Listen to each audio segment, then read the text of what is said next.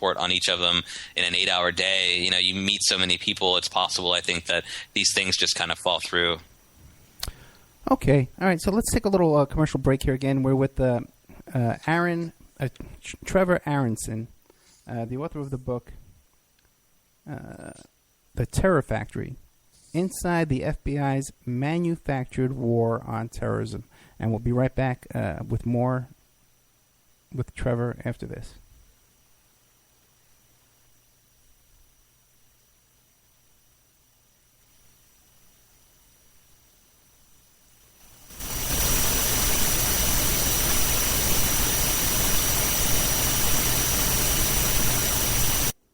And now, a word from our sponsors. Pacific West Bamboo, your premier source for sustainable building material.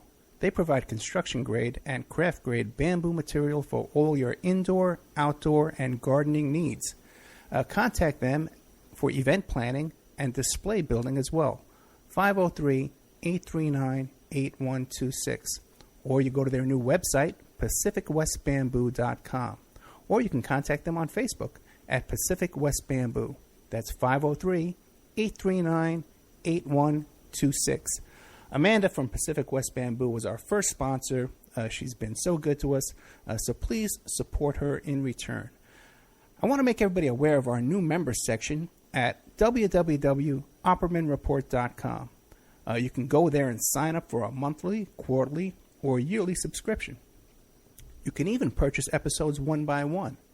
You get full access to brand new original content, new guests, new uncensored interviews, my own investigations and reports, and we're going to be adding sections with documents, images, police reports, either provided by myself or by my guests, or for my own investigations, my own reports. So you can go to oppermanreport.com and you can sign up there tonight. You can start listening tonight. Strawman. I want to mention Strawman. Strawman is a band out of Toronto, Canada. They're good friends of the Opperman Report. They're a trio of guys who share the same mindset most of us here do, and they put that energy into their words and music. So check them out at strawmanmusic.com and drop them a line to let them know that you heard them here on the Opperman Report. We'll be doing an interview with Sean Duffy soon. You can get an autographed copy of my book, How to Succeed as a Private Investigator, by visiting my PI website, emailrevealer.com.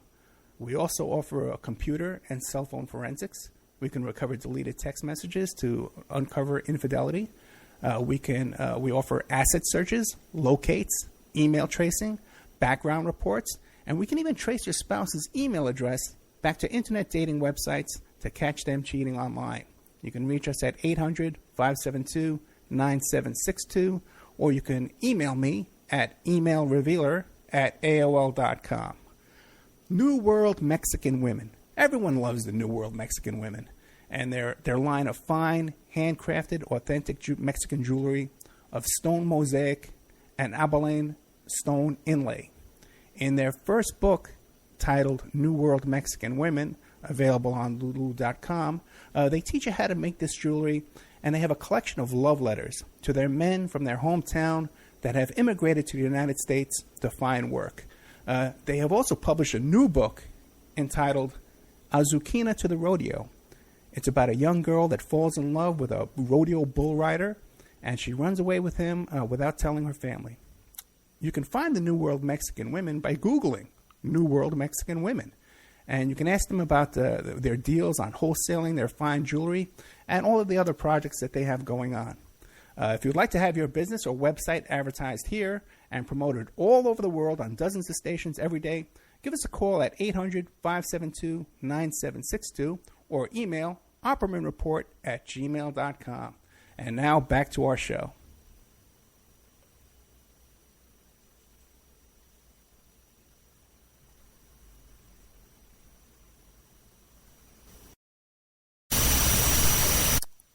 Welcome back to the Opperman Report. I'm your host, Private Investigator Ed Opperman.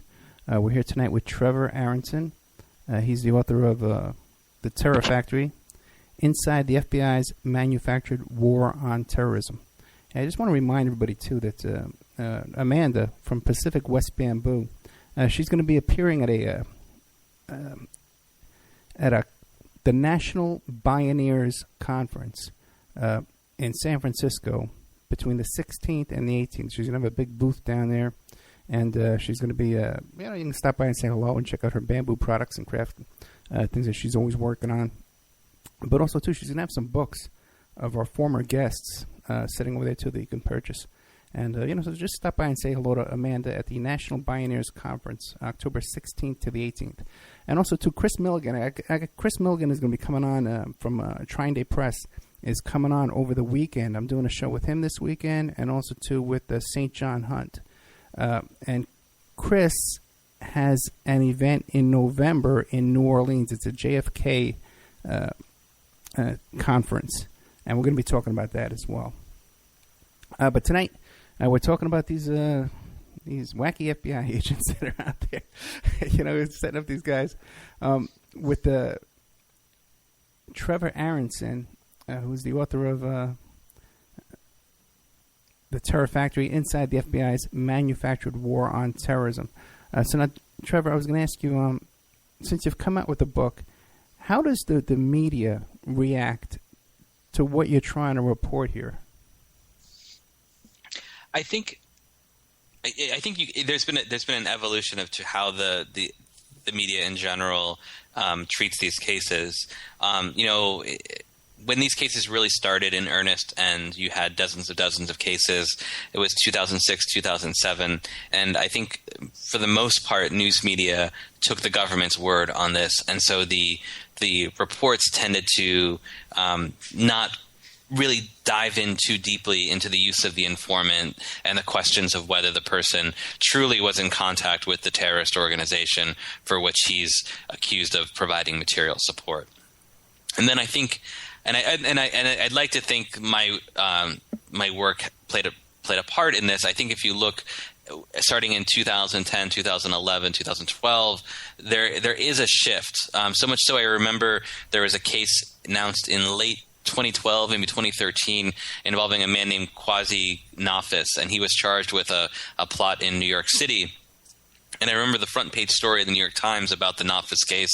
In the fifth paragraph was a very kind of meaty and well-done explanation from the New York Times about the criticism of these cases. And so I think it's taken a long time, but I think that the FBI, that the news media now is aware that these cases aren't all that the FBI makes them out to be, and that these are cases that are there are reasons to be skeptical about these cases, and more I think you're seeing media do that. That said, this is kind of a daring and provocative topic in many ways, but I was really struck by the willingness of news media to cover the topic, at least when my book came out. My book received a lot of attention, including from, for lack of a better word, like establishment media outlets like National Public Radio and CBS This Morning, all of which, carried pretty lengthy reports on this. And so, I think at times maybe, these larger media outlets might not have been willing to take on this story on their own for various reasons, but, they at least, realized the validity of this topic and this research by, inviting, someone like me on to talk about these topics and give it the time. And, and I think the shift is happening more and more. I mean, there are now two really good documentaries that are out about these cases. One was called Newburgh Sting, and it aired on HBO last year. And another, I mentioned earlier in our interview, Terror, is just getting its theatrical release this week, I believe. In addition to that, there was a Human Rights Watch report that used a lot of my research and others to put together a very kind of damning report on these types of cases. And so I think now more than ever the news media is really skeptical of the FBI's counterterrorism practices. But perhaps even more telling, it's interesting that the FBI hasn't curbed its practices at all, and certainly continues this the use of sting operations and informants unabated. Just recently, there was a case. A young man was living with his parents, and he was only chatting online, and he got pulled in. Are you familiar with that one? Lately there have been several, especially so one of the things that's happened recently, and this is true of the cases over their longer history, is there is the stings, for the most part, have the same characteristics, but the organization that they are that is being pushed forward in the plot changes, right? So in some of the cases, there'll be Al-Qaeda affiliates. In other cases, there'll be groups like Jaish-e-Mohammed.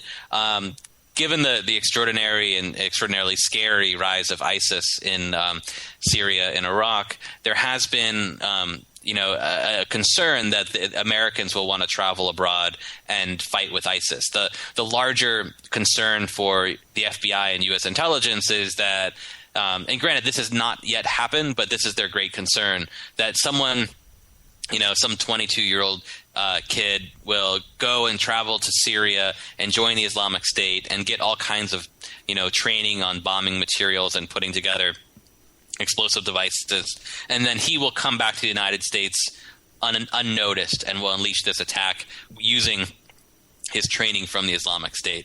And so what the FBI has been trying very hard to do in the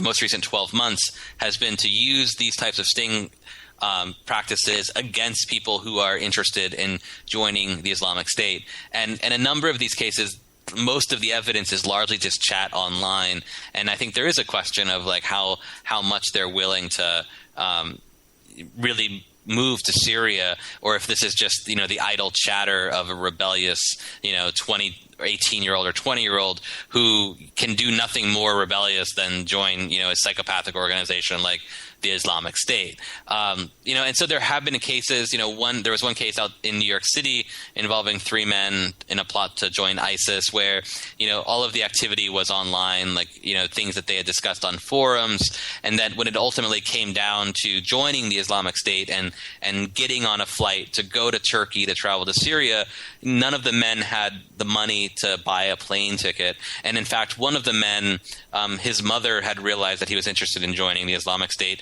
And so she hid his passport so he couldn't get out of the country. And yet the FBI and the Department of Justice ultimately charged these men with conspiracy to travel abroad and join ISIS, even though, it was painfully clear from the evidence that, as aspirational as they may have been, they had no chance whatsoever of, buying a plane ticket and getting out of the country. And they were charged? What's the disposition in that case? It's currently pending. I don't think any of the defendants have pleaded out, and they have a lawyer who early on announced that he was going to fight the charges. So it will definitely be one of the more interesting cases to watch. Do any of these cases they're so embarrassing for the FBI and for the Department of Justice that they just dismiss the charges and just hope it goes away? Any of those? I'm trying to think. There hasn't been anything quite like that. In fact, the FBI in some cases kind of doubles down. Yeah. There was an example, a really egregious case was one in Miami, and it was an early one called the Liberty City 7. And Liberty City is this area of Miami that is largely Haitian and African American. It's named after the Liberty City housing projects, which were built under FDR and were one of the first kind of large-scale housing projects. And so it's always been an area of kind of desperation and poverty. And it's not exactly the place where you'd find Al-Qaeda putting together a terrorist cell. And so they had early on in these sting cases a really dubious case out of Liberty City.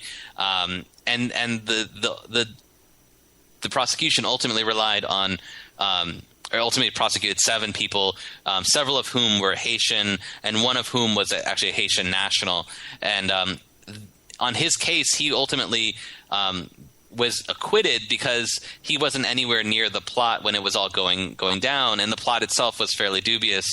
And so the charges against him were thrown out by the jury, and instead of the federal government saying, okay, this guy, he's innocent, the jury said let him go, instead they took the very same evidence that he was acquitted on in federal court and turned it over to Immigration and Customs Enforcement, whose threshold for evidence is much lower than you'd have in a U.S. court, for a U.S. criminal court, and they basically got an order to deport him based on this evidence that he was essentially acquitted on in the current criminal court, but they were able to use it to justify his deportation, and now he's having a pretty hard time because he was largely deported just prior to the Haitian earthquake, and has had trouble like most Haitians, kind of getting back on his feet after the earthquake. Yeah, people need